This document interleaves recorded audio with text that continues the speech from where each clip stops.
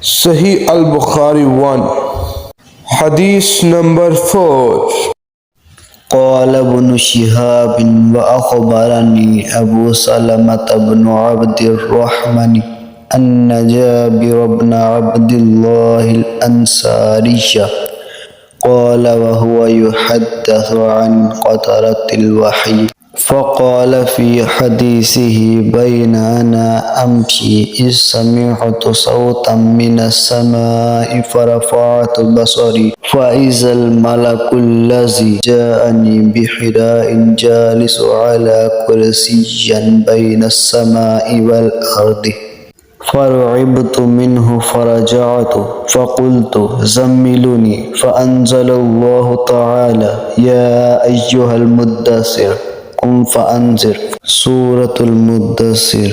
فحمي الوحي تابعه عبد الله بن يوسف وأبو صالح وتابعه هلال بن رداد عن الزهري وقال يونس ومعمر بواتره